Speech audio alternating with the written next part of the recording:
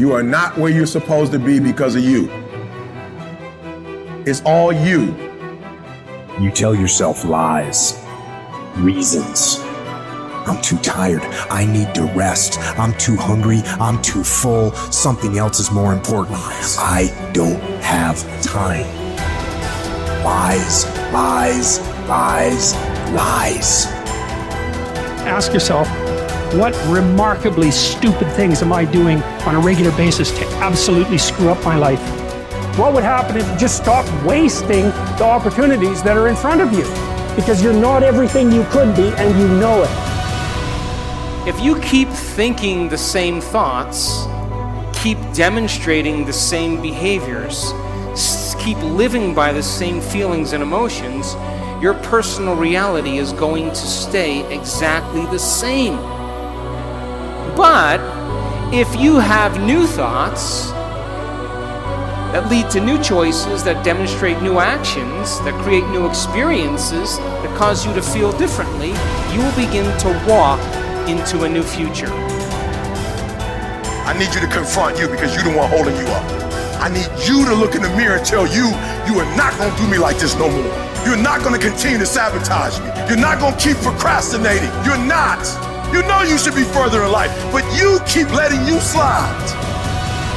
Hold you accountable and don't let you off the hook. If for 10 years, if you didn't avoid doing what you knew you needed to do, what would you be like? You'd be 10 times more efficient, 20 times more efficient. And you could be way better. You could be incomparably better across multiple dimensions. To do something away from the normality of what you've been doing. Why not try it, man? Shock the system. Get up at 4 in the morning one day, just one day, and go for a run. Commit to one day and see how you feel as you're jogging it back in around 5 or something, as your neighbors are still asleep. Well, your day's already provided something for you. Mentally, you feel like, wow, man, that was a lie. And say, I've got to do this.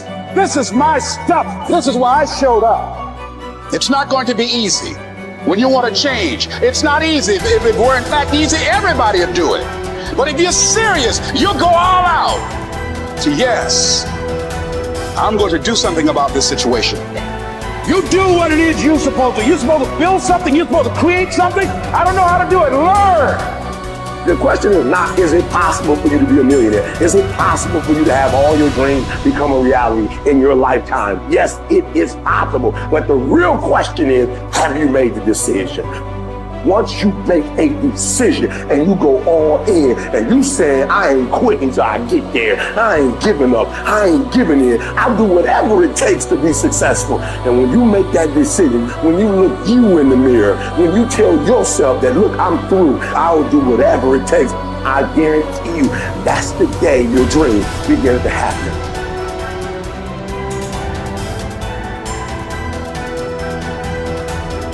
So then, when you have a purpose or a vision or a mission or an intent that's bigger than you, it means it signifies something that's ongoing.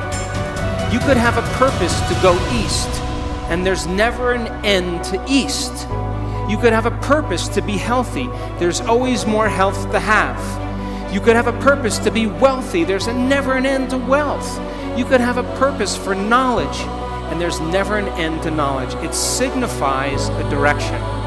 My purpose is to transform individuals in order to transform a culture. And I'm clear on that purpose, and it gets me up in the morning every single day. So then,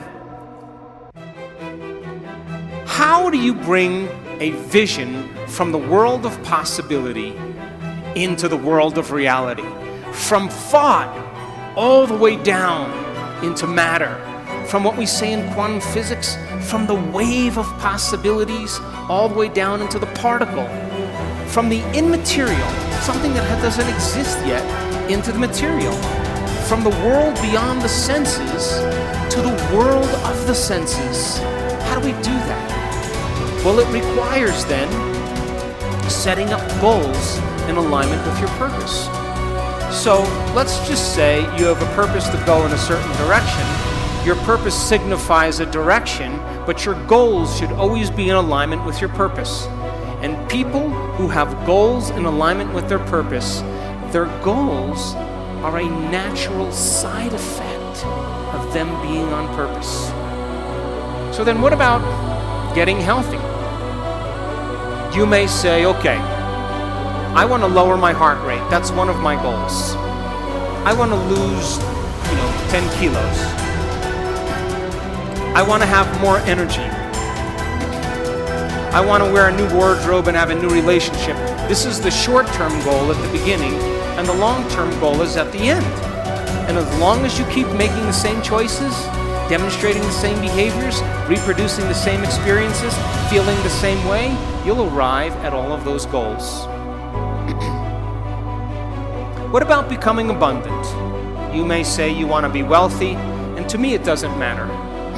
Wealth is a state of mind. You may want to start a new business. Once you start that new business, you may want to hire 2 new staff employees in 6 months. Then you may say you want to buy a company vehicle. And of course, then the next one is buy a new house. And then ultimately what? Make $1 million? Why not? If that's your goal, to reflect your purpose, then you should arrive at it. Are you still with me? How about learning knowledge? Is there ever an end to knowledge?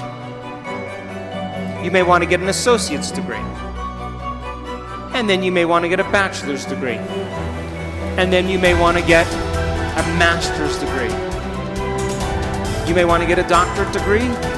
And then you may want to finally do research. But all of those things are in alignment with your purpose, is it not?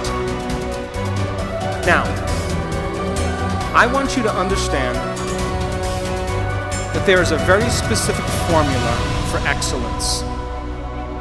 And the formula requires a person who has a clear purpose.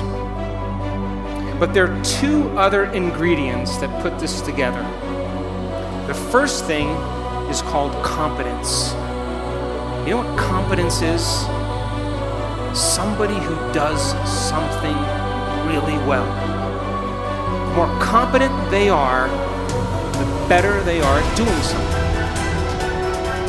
The third thing is called accountability. Accountability means if you say you're going to do something, you do it. And if someone asks you to do something, you do it really well. And if you combine a person who's on purpose with a high level of competence and accountability, you have excellence in an individual. I run 3 companies, and all 3 companies, my teams are very high on their purpose scale. They better align with my purpose. They have very high level of competence, and they are very high on the accountability scale. And I don't even bother them. I never even manage them. Because if they're not competent, accountable, and on purpose, they're going to stand out with the rest of the culture, and other people are going to be doing their job, and they are not going to keep up. And I say to my staff, I run an Olympic level team. You have to be able to play at an Olympic level. If you can't be competent and accountable on purpose, there's nothing personal. We just have to cut you because we're moving at a fast pace.